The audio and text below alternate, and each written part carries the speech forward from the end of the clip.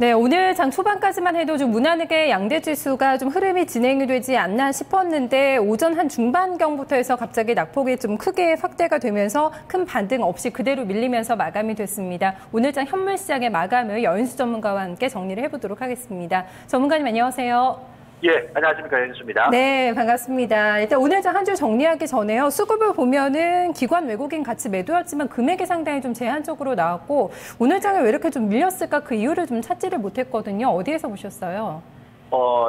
수급이 매도가 적다는 거는 이제 코스피가 1880에 들어오면은 시장 평균 퍼가 8.4, 8.5, 9 밑으로 내려오거든요.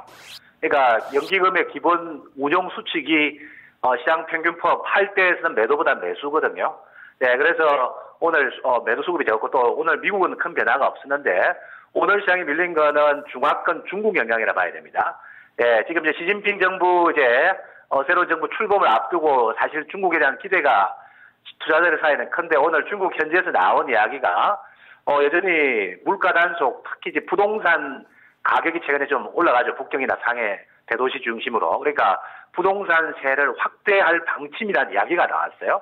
자, 그러니까 지금 우리 서울시장 오늘 지수 변화만 없으면 참 좋은 종목장이었는데 중국이 1% 변화가 나오고 가장 예민하게 또 대만이 보면 급락이 나오죠. 중화권에서 이제 중국이 뭔가 또 긴축을 쓰지 않겠느냐. 긴축보다는 부동산 관리 정책인데 총수요 정책이 이 부분이 있기 때문에 주가가 아마 오늘 오장 분위기에 경계감이 더 크게 나왔지 않느냐 이렇게 보고 있습니다. 중국 쪽에서 그런 얘기가 나오고 있네요. 지금 보면 상하이 지수가 1% 이상의 좀 조정이 나오고 있는데요. 그런 쪽에서 오늘 장에 좀 조정의 이유를 찾으셨다는 점을 들어봤습니다. 이제 한 줄로 오늘 장을 좀 정리해 주실까요? 네, 오늘 장은 추가 조정에 대한 경계 장세다 표현해 드리겠습니다. 네, 오늘 자리 1900선을 깨고 내려왔는데 추가적으로 더 밀릴 가능성이 있다 이쪽으로 좀 보시나 봐요. 예, 이 부분은 이제 오늘 다시 한번 제가 지난주 말씀드렸습니다만 다시 검토해드린다면은, 일단은 여러분들이 보는 차트상에는 지난 금요일이었죠. 만기가 끝나고. 이 1879까지 빠져가지고 양선으로 돌렸고, 월요일 날은 딱 지수가 추선이면서 붙들려 있었죠. 네. 자, 그런 상태에서는 종목이 어제 막 터졌습니다. 제약, 내수, 음료, 코스닥이 터졌는데, 이 120일을 종가상 내주면은 시장 자동 경계하는 자리가 이 자리거든요. 경기선이 하나의 시세의 근간이고 기준점입니다. 추가 상승이냐 하락에 대한 기준점에 대해서 오늘 경계감이 컸던 걸로 볼 수 있겠고, 저는 지난주에도 말씀드린 다시 한번 정리해드린다면은 우리가 10월 초순부터 시작된 2000원에서 시작된 이 상승의 하락 마디가 2개 나오고 바로 가는 게 아니고 11월 초순까지 반등 주고 마지막 한 마디 더 나와야 된다 보거든요. 네. 예, 근데 더 마디 나오는데 바로 가는 게 아니고 중간 반등의 여정은 있다고 봅니다. 이 반등의 여정이 주말하고 주초인데 저 바람은 이번 주 한 중반부까지 좀 지수를 좀 묶어두고 종목에서 좀 더 게임이 터진 쪽으로 저는 봤었는데 오늘 이제 이런 부분들 중국과 120일 기준점 이탈이라는 경계감 때문에 오늘은 아마 터진 종목도 조정은 오후에 전체적으로 밀리는 모양이죠. 네. 근데 둘 다 마디로 본다면은 이번 10월 초순부터 시작된 한마디 조정이 약 80에서 90포인트 한마디 조정으로 전개되고 있거든요. 네, 그렇기 때문에 지난주 우리가 고점이 1937포인트이기 때문에 만일에 같은 마디만큼 이번 주가 고비가 될 것 같아요. 다음 주 초까지. 네. 조정 준다면은 예상하는 지수 저점은 반등이 만일에 무산될 경우는 한 1800, 한 450 정도는 우리가 예상해주고 가는 것이 맞지 않느냐 보고 있고, 선물도 위로 가면 249부터는 지금 이제 장이 될 것 같고요.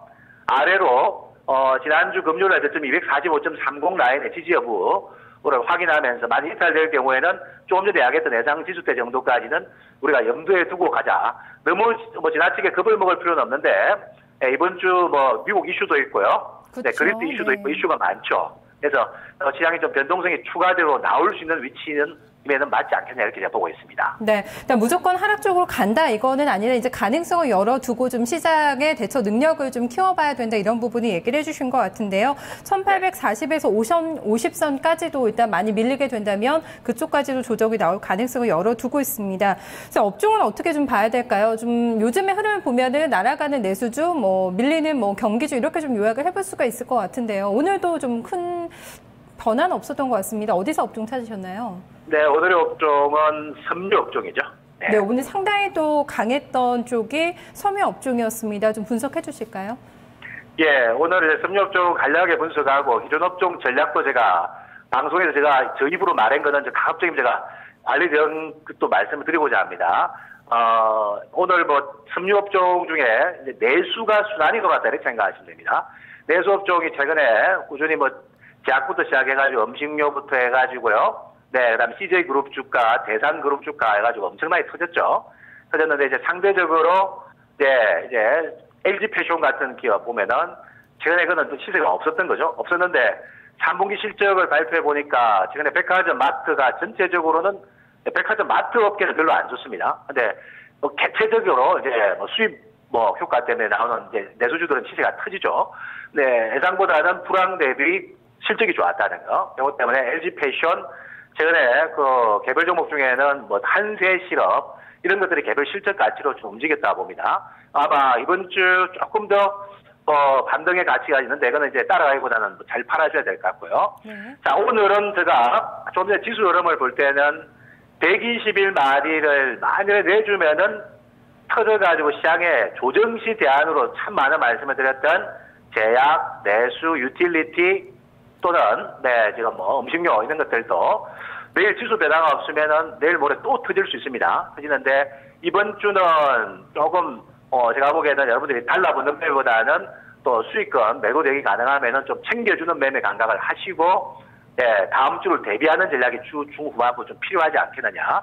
여기까지 좀 말씀드리고자 합니다. 네, 전문가님 한세실업 조금 더 여쭤볼게요. 뭐 시장에서는 한세실업을 두고 패션업계 제2의 코스맥스다 이렇게도 얘기를 하고 있거든요. 앞으로도 충분히 지금 어제 이미 신고가가 나왔기 때문에 새로 진입하기에는 좀 부담스럽지 않을까 이런 생각도 드는데 길게 본다면 혹시 또 가능해 할까요? 접근이요? 제가 생각하는 길게 보면은 저주가는 앞다리를 바꿀 만큼 모멘텀이 있고 가치가 있어요. 그리고 지금 밸류에이션도 매력이 있죠, 그죠? 매력이 있고. 근데 이제 오늘 이제 막바지 지수 변화, 우리가 이번 주 만일에 제가 예측한 대로 지수 변화가 나오면은 이게 10월 초부터 시작했던 막바지 조정이라고 생각하십시오. 네. 그렇기 때문에 여기서 좀 참아낼 수 있는 지혜가 필요한데, 근데 지금은 터져 있는 주가도 막바지 조정에서는 속된 말로 안 빠진 놈을 골라 빠뜨리는 장세가 나올 수 있겠죠. 이거를 제가 조금 조심하자는 뜻에서 네. 말씀드린 거고, 조정이 심화되면 이제 조정실은 제가 참 좋아 보이는 종목이 한세실업이 아닌가 생각됩니다. 네, 알겠습니다. 오늘의 좀 특징적인 종목은 이쪽에서 고르셨을까요? 아니면 다른 쪽에서 좀 골라오셨을까요? 네, 오늘 특징주는 LG전자입니다. LG전자가 오늘 상당히 강했습니다. LG전자 오늘 보신 이유를 좀 설명을 해주시죠. 예, LG전자가 제가 지난달부터 삼성그룹주를 하는 앞으로 LG그룹 IP주가 좀 추세다 했는데요. 이제 총체하면 오늘 아마 79,000원, 8만원이 제가 단기 고점은 나올 것 같은데 왜 LG전자가 강하냐 하면은 제가 시청자 여러분들에게 여쭤봤습니다. 남은 연말에 휴대폰 바꾸실 분이 있냐고요. 대부분의 분들이 지금 스마트폰을 다 교체를 시킨 상태죠. 교체 수요가 적으면요, 대체 상품이 뜨게 되어 있습니다. 산업구조상. 그러니까 지금은 삼성 갤럭시 폰이나 아이폰, 애플의 아이폰보다는 최근에 가격 대비 용량과 스피드, 속도가 상당히 빠르죠. 뭐 혜택이 많은 LG폰 쪽이 인기가 많습니다. 스마트폰을 리드하는 쪽은 어른들이 아니고 고등학생들이 리드하는데 제가 직접 고등학생들을 물어보니까 LG폰이 대세입니다 이런 이야기도 들었는데 그만큼 지금 이제 판매량에서 앞서가고 있기 때문에 주가가 올라가는 거죠.